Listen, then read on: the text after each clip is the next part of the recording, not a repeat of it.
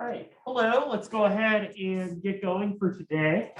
So happy Wednesday. I know that this is probably a potentially busy or stressful time for you since this is the day that you're wrapping up and working on getting your membership reflection paper done. So I know that's coming up, probably on your mind.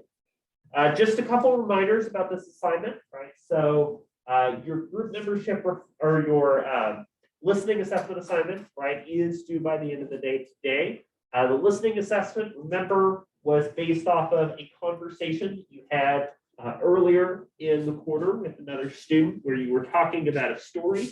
And I'm asking you to summarize and to think about your own listening, including the way that you engaged in the 5-step listening process through that conversation and the ways that you did active listening. And you're not being graded on how hard-coded or memorized you were of that conversation, but instead on the ways that you're able to apply ideas from the class to understand and look at that conversation. So remember that needs to be submitted to Canvas. It's either a docx, or PDF. So I recommend, if you're burning the midnight oil or submitting it right before the deadline, giving yourself like 10 to 15 minutes of buffer time in case your internet has a hiccup or it's not able to submit correctly. If you do submit it again before the deadline, you can do multiple submissions. It shows up for me on Canvas as the most recent submission, and I can look back through older ones. So if you submit like another version after you realize there's a mistake or you want to make an edit, if you submit it before the deadline, then I'll just grade the most recent one. If you're running into tech issues or access issues for getting the paper submitted and you need some help, you can always email me with your paper, and that just gives you a timestamp like Canvas isn't working or I can't get it uploaded to Canvas. So here's an email with the paper. That way I know that you were able to complete it on time. Remember, do not do pages files because those are difficult to convert and their formatting gets pretty messed up. Don't do a Google Doc, right, for the actual submission. I recommend, if you're using Google Docs to work through the project, right, that you download it as a docx and then upload it. Also, you should avoid just doing like a raw text file since you can't do, or use the text box since you can't do some of the formatting like double space that you need to do. Remember, unexcused late assignments are -5% for each day the assignment is late. So that takes you from a 95 to a 90% and so on. Remember that in this class, you have a get out of jail free card. Choose to use it on this assignment. And if you do, you can turn this one in up to 1 week late with no penalty. Just let me know you're using it. And then as a reminder, right, please make sure that you're citing. I do have the APA citation available for you for the textbook. So make sure that you're citing your sources, including both in-text citation, including a page number if you're directly quoting, and a works cited list. I'd much rather have a paper that's turned in late that includes full citations than one that's turned in on time and doesn't include citations. Because remember, not citing your sources is plagiarism. It's at best 0 on paper, at worst 0 in the class. So it's more strategic for you to turn it in and give yourself time to do that. I definitely recommend not letting citations, including those, be one of the last things you do for the assignment. Work on including those as you're working through the essay. If you're describing, for instance, the 5-step listening process, you should include a citation that would correspond to that source. I will be available through email to help you with last-minute questions, issues, problems that might come up as you're working through the paper, and I'll do my best to get back to you. Also, again, I have office hours from 12 to 12:45, again from 2 to 3. You're welcome to either join me upstairs or just use the Zoom meeting to have live Q&A with me if you'd like. Any questions about this assignment coming up? Anything that I'm looking for there? Again, it's not a big writing assignment. It's just a short way for you to start thinking about these ideas, and hopefully will be pretty painless. So last class, right, we were starting to talk about listening in a professional context. So this week we have 2 readings, right? These are both dealing with how we can use listening professionally in terms of our own careers and our lives and where we might be headed next, right? So when it comes to developing good professional listening skills, listening in the workforce, listening in professional applications, right? One of the things that we brought up from last class was the idea that listening serves a variety of different functions, right? That listening helps us to move forward, especially when we're in more of a managerial or advising role, and also the ways that listening is able to help us understand and engage with one another in a more productive way. So we talked a little bit about that and some challenges, right, of listening in a professional way. Of course, one of the big challenges we've seen over the last 2 years is the way that a lot of professional and career-oriented communication has switched to online and mediated forms, right? We're using group chats. We've been using email, but we're probably using email a lot more. We're using things like Zoom and Google Hangouts. And there's a lot of different norms and expectations about the way we engage and listen professionally in these kinds of online settings, right? Which connects to last week in our discussion about the importance of media, and mediated communication is a part of that process. So last class, we got into that first reading, right?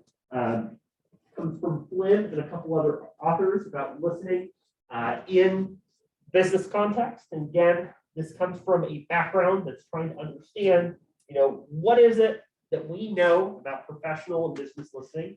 What's missing? And what are things that we need to learn more about? And we brought up the idea that listening is very hard to quantify. It's hard to say, well, if we have 80% more listening, then our profits will go up by 70%, right? We can't make that same type of comparison. We brought up last class that listening professionally includes a lot of different parts, right? That to listen professionally, we have to think about listening as a practice, right? You don't learn to ride a bike right away. You learn to listen over time through practicing, through using active listening skills. And it's not something that we're oftentimes taught or told professionally to do, right? So we might find ourselves in a work group or in a Zoom meeting with a group and find that figuring out how to listen and show our participation in the group is more challenging than it would otherwise be, right? Professionalism, right? What that means is a challenging and kind of fraught definition, right? The boundaries of what's considered professional are definitely in many ways shaped by social and political disparities, but we do know that there's ways to understand professional listening as showing, respect, appreciation, concern for others. We also talked last class about how we do regular behaviors and practice of listening over time. We also brought up some categories of listening, right? Listening to be a work skill that helps us to better do the job.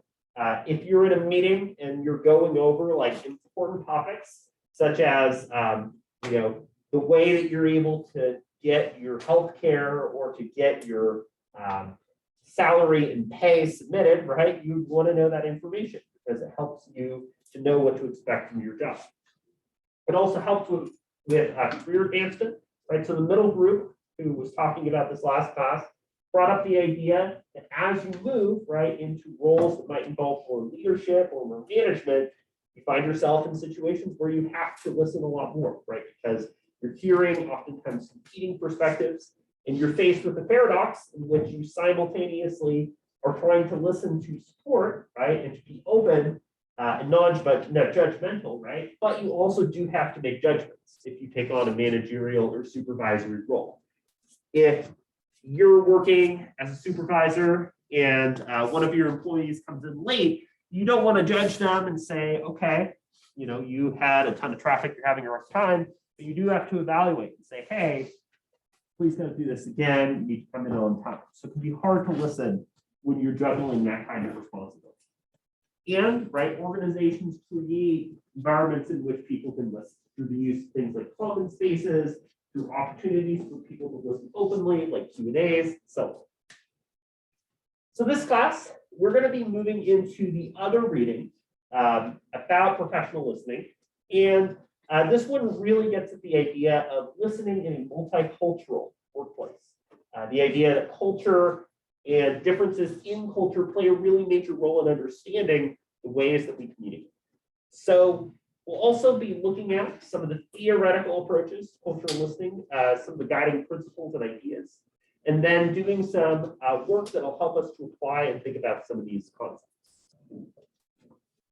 So listening in the multicultural workplace, if you haven't gone through this article yet, I definitely recommend giving it a look when you can, since it'll be a part of your quiz due on Sunday.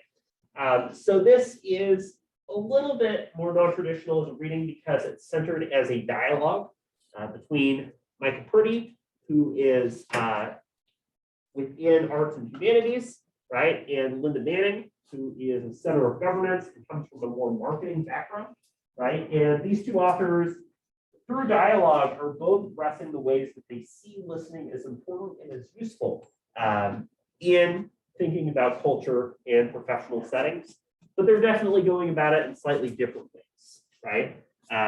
So you have the perspective Purdy, which tends to be more kind of phenomenological, phenomenology being the study of how we are interpreting and making sense of physical matter or material. And Manning's approach, which is definitely coming in, again, more in a professional or business context. What does listening do for us? So one thing that we'll really be emphasizing, including next week, when we talk a little bit more about the specifics of culture and gender, right, is that culture, identity, shared experiences, and so on, play an absolutely essential role in thinking about and really processing what it means for us to listen to one another, right? We've talked in class about the idea that listening is this multi-step process, right? It involves attending to information, processing the information, calling that information, and so on. And in a vacuum, right, on paper, it sounds good. We can easily develop those skills and be active listeners. But the way that we listen is filtered by culture. That is, when people come from cultural backgrounds that are different, right? Oftentimes, their manner of speaking, including accent, language, voice, and so on, is going to look different. But also in terms of content, maybe you make a social cue or a reference to a movie or TV show that somebody isn't familiar with, or you assume a cultural practice as a given. For instance, tipping at a restaurant, right? That isn't necessarily shared across all cultures. So it's important for us to think about how some of these differences in how cultural backgrounds and perspectives impact us can shape what we listen to, how we listen, what we're able to listen, and also, filter what we consider to be a listenable message. For instance, we might devalue or use things like stereotypes or prejudice to not fully listen to perspectives of people from cultures different from our own, right? That can be a challenge of ethnocentrism that we can push ourselves against through the use of active communication. So culture, right, is this idea of shared things that make us who we are. So culture, right, can cover a lot of different elements. We tend to think about culture in terms of nationality in a very broad way, right? But it can also mean in a much more focused or specific level than that. Your membership in particular groups, for instance, organizations, teams, extracurriculars that you're a part of. It can mean things such as things related to race, gender, sexuality, sexual orientation, nationality, and so on, right? So culture covers a lot of different parts. It's a constant practice, a doing, right? We do culture, we engage with culture. Oftentimes it's tied to tradition. Again, if you're a member of a team or group that has had a history of other members, of things that the group does every year, right? That's a part of that group's identity. And it's also important to think about the fact that cultures communicate in different ways, right? That members of, for instance, more individualistic cultures tend to communicate and advocate for their own personal goals and what they hope to get out of something, whereas more collectivist cultures are more focused on the harmony or cohesion of the group. And similarly, right, there's not been a lot of work that really thinks about what it means to listen across different cultures. There's a lot of communication theory and research out there, right, that has talked about what it means to engage with or to speak to or to address cultures, right? Focused on their own speaking and their own communication. There's not so much about how other cultures listen and understand each other. So I think that's an important gap for us to think about too, in the context of this conversation. One idea that's a really kind of guiding element, right, is borderland theory. Has anybody heard of or is familiar with Gloria Anzaldúa? So Anzaldúa, right, was a major scholar who did an activist, who did some really thought-provoking and interesting work, particularly surrounding the idea of occupying multiple identities, right? Occupying what are sort of these borderlands or crossing over between identity and perspective, right? For instance, for many people, we might find ourselves in one place, but also in another, right? For people that are biracial or multiracial, right? Oftentimes they might find themselves as engaging in two very different cultures, right? And feeling both connection and a push-pull between those two cultures or identities. You might find that you have kind of a split sense of what's home, maybe a place you've lived for a long time and what it's like for you living now in Eastern Oregon, right? Maybe those things are the same, but in a lot of situations, right, we find ourselves occupying different identity locations or crossing between different aspects of identity and culture. So in La Frontera, right, Anzaldúa explores some of these ideas in more detail. This is a core kind of idea that's brought up in this reading, that we cross over between different cultures and different perspectives, that as a part of a group, right, we're crossing borders and trying to understand and engage with people that might speak or listen in ways that are different from ourselves. And that a core element of good listening is about thinking about some of those divisions. For instance, one risk that we run into is flattening differences and assuming similarity of each. Well, we're not so different, we're all the same. And sometimes establishing commonalities can be helpful, right, to help people find what they have that's shared in a group. But thinking about differences in how we listen to each other and engage with each other is a crucial way that we can preserve and continue to keep culture as a core part of the discussion. So again, I know that for folks that have taken a class with me previously, you're probably familiar with this role of context, right? But in terms of culture, right, context runs on the spectrum from low to high context. So again, in a lot of cultures like the United States, we consider ourselves low culture or low context, right? We say what we mean, we're very direct. I want to go to the store. And again, in higher context culture, there's a greater emphasis on subtext and subtlety. You don't directly say what you mean, you might be more likely to use nonverbal communication more. But one thing that I think is especially unique or important to think about culture and the way that we listen is think about how some of these differences shape us. For instance, in high context cultures, right, where there's a lot more subtlety or cues that are implied rather than explicitly given, right, those cultures tend to be more listener focused. One way to think about this is that if you have a lot of nonverbal cues, if things like facial expressions, gestures, tone of voice, and so on matter, right, if those things are really important to you, then the listener has a much greater responsibility to pick up on those parts of how we communicate, right? So as a result, in higher context cultures, there is a greater expectation that the listener is responsible for understanding the message. If you're communicating how you're doing today and you're talking with a friend, right, in a higher context culture, it is the friend's responsibility to understand the message and to listen appropriately. Right? Even if the message is not entirely clear or it has things that are ambiguous. Whereas in something like a low context culture, right, we tend to place value on the speaker.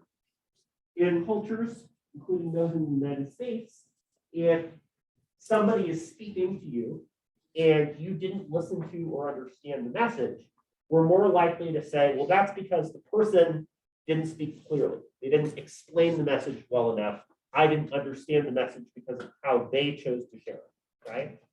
So that's a difference that's important to think about, is we assign blame or responsibility on the person speaking in more low context cultures, and then we assign more responsibility onto others for listening in higher context cultures. So places like the United States, we create more emphasis on listenable messages through things like public speaking, for instance. There's also some crucial things to think about when we're engaging culturally, including some of the ways that we choose to listen, right? So one of these ideas is intercultural communication, right? Intercultural communication. Of course, we offer EOU, and as a way that we explore some of these ideas in more detail. Inter, right, means communicating with members of a different culture or group than you. And again, a part of intercultural communication is the listening process. My last class, I had somebody bring up the idea of American Sign Language, or ASL, right? And in ASL, oftentimes you'll have parents of deaf children, right? And a very small percentage, around 7% of parents actually learn ASL and communicate through ASL to their kids. But choosing to communicate and use ASL would be an example of intercultural communication. The parent isn't deaf themselves. They're using that as a way to communicate to a member of a culture who might be part of the deaf community, right? Self-awareness is a really crucial and foundational step to how we choose to listen to other cultures, right? You might be familiar with the phrase, right? Including, if you're like me and you watch RuPaul's Drag Race, right? RuPaul likes to say, if you don't love yourself, how the heck can you love anybody else, right? Being aware of, knowing who you are, understanding who you are, and your role in society is crucial for you to be thinking about and listening to other people, right? Thinking about your own biases. Maybe saying, oh, I'm more likely to tune out if somebody is speaking with an accent, or I'm less likely to trust that person, right? That could be the way a bias or stereotype has impacted your listening. Or to say, you know what, I tend to be really bad at focusing. Maybe, for instance, you're someone with ADD or ADHD, and you know having something like a fidget spinner or something else available to help you with listening is crucial, right? Self-awareness means being aware of how you listen, when you're able to listen and do so effectively. Maybe you're talking to a friend. You know that there's a certain time of day when you're the best at listening and you're able to focus on the message, right? And again, listening is important for different cultures, but it's also something that we don't necessarily talk about or think about a lot when we think about different cultures too. So these were some of the core ideas that I wanted to take from this discussion. So what I want to do now is I'll give you the opportunity, if you want to work alone and you have a device available that's able to access this reading, you can do that. If you don't, or if you'd like to work with others, you can take some time to find some people to work with. But there should be at least one person, either alone or in your group, that is able to pull up the reading for today. So using this Purdy and Manning group, right? What I want you to do is to look through the similarities and differences that these two have in their dialogue about listening, and the ways that they see listening as important, right? And again, you do this alone, or you can work in groups if you don't have access to the reading or would like some additional support. Secondarily, according to these authors, right, how do cultures listen differently? They give some examples of the ways that listening might happen differently depending on the culture. And then lastly, what makes understanding cultural differences important to professional communication? So I want you to take the time to write or type this. If you're in a partnership or group, you can do one per group member. If you're alone, then you can just do that on your own. But again, it's a chance for you to start to work through this reading and to think about some of the findings and similarities and differences that you find between these two authors. And Zoom folks, I'm going to put you all in a breakout room together. You're welcome to either chat together or work alone within that group.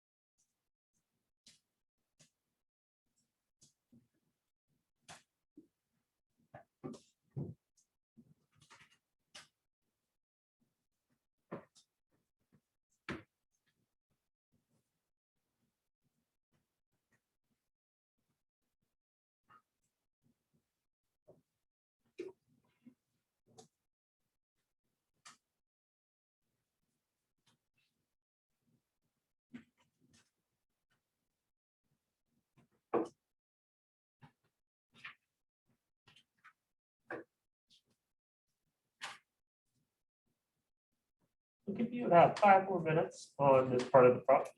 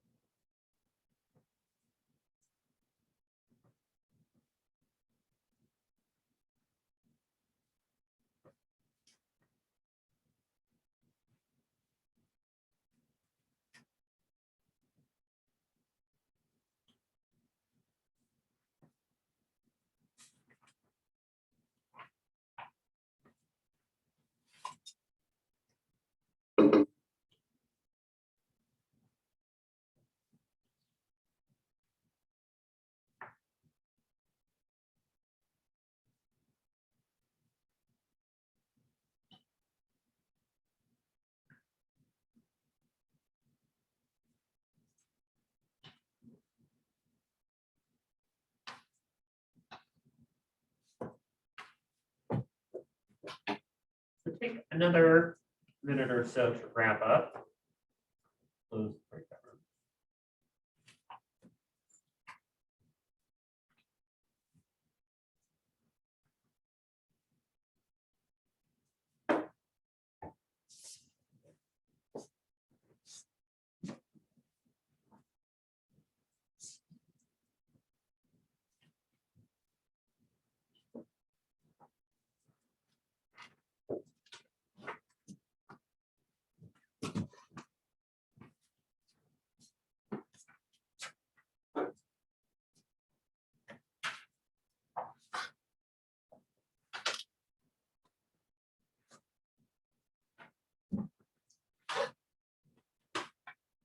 Right.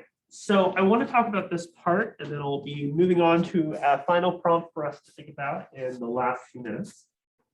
So in terms of the similarities and differences in the approaches of these authors enlisting, Kanan on Zoom, do you want to share what came up for you?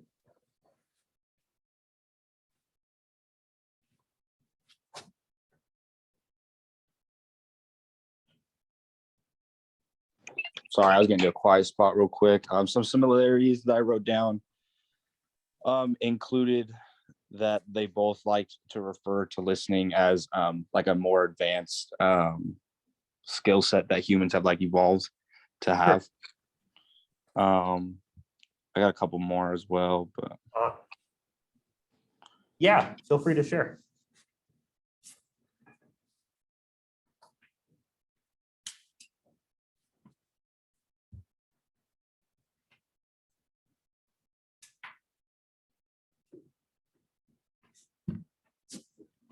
If you're adjusting or trying to find a space, we can come back to you in just a minute. So, right, the idea that listening is a skill that's developed over time is definitely a similarity. Is there a difference that stood out to you that you noticed in their approaches as you were reading your notes?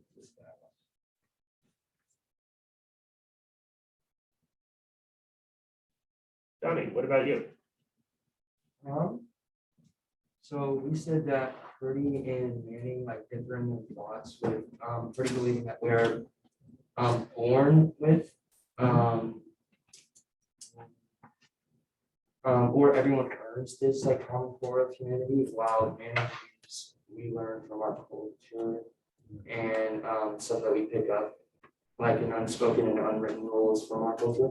Yeah, right. Yeah. So, go for it. And then Manning also describes visually the pyramid as well. Yeah.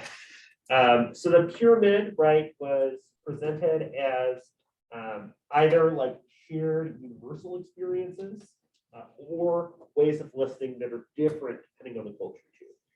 Also, right, there's this kind of nature-nurture debate going on, where there's differences in the belief that listening is something that we either have as a skill built in, or it's something that we develop over time through things like cultural membership. The way we think about cultures and how cultures listen can definitely be different too. And then let's go ahead and think about this third one. Understanding cultural differences. Why is this important for professional communication? What you were able to read or gather? Yeah, look. So as we said before in the previous slides, some cultures have the high context versus low context. And the reading it was talking about how jobs now in the US, these are becoming less Eurocentric. And then it was discussing the unspoken assumption where people assume that managers will think and think the same way that is not different just because there are differences in the workplace. Right. And so if we have good listening skills in multicultural listening, then it can help efficiency work relations. Work relations. Yeah.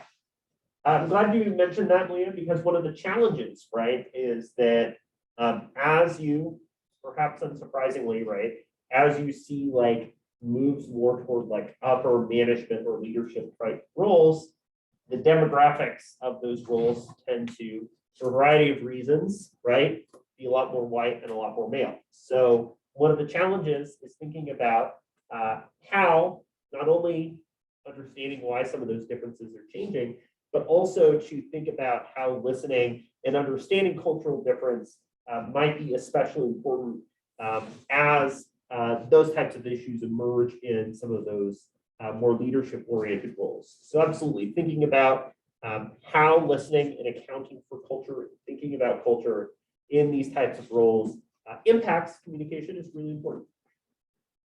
So the other question, right, that I want to pose, and this is something that we've already started to gesture toward or think about, are the ways the shift to things such as media and things like Zoom, FaceTime, et cetera, and so on, impact culture in the workplace. And I'm not going to require you to write this down, but I would like you to take a minute, maybe find a partner or a group of three, to talk about this question for a couple minutes. What stands out to you in how this shift in media has impacted how cultures communicate?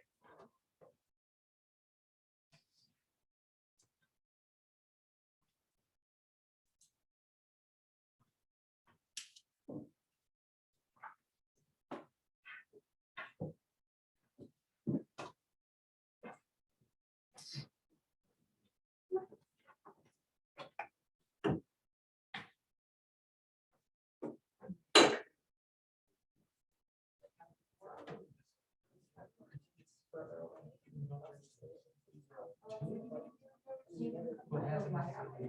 thing for sure. I don't think you expect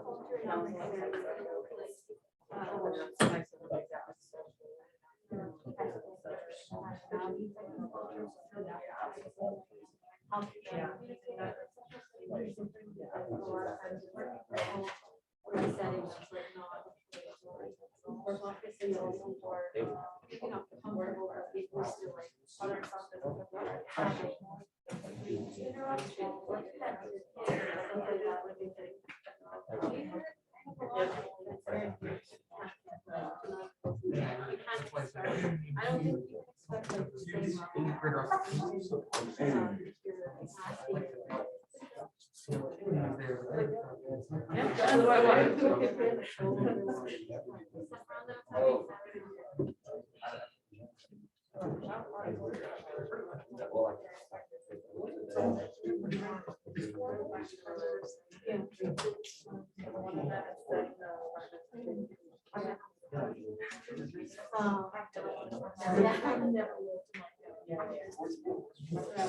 Yeah, exactly. It's like that was a natural part of myself. So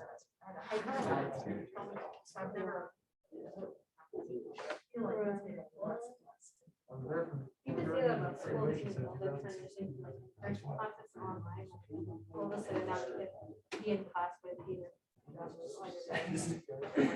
Half pay attention, it's so like, why do you know what I mean? Oh, very good. Oh, yeah, I remember like when school was like, doing a bio, and he's like, "I'm not sure if you know, things on your attendance days." Yeah, no, it's like, and then also like, I think with online work or Zoom, whatever, all of that stuff, you can be in like different places. So maybe that opens up the workforce to like people that aren't from the same area. And even if it's just the culture there is different. Yeah. So that feels like maybe not more difficult, but. So let's go ahead and wrap up. I noticed a couple interesting observations that people were bringing up. So over here, William and Derek, what stood out to you all in this kind of shift? So I guess what we kind of got at was the kind of opportunity for different cultures in the workplace to communicate is there. Obviously, people, regardless of distance or whatever, can all get on the same page, all on these same platforms, easy.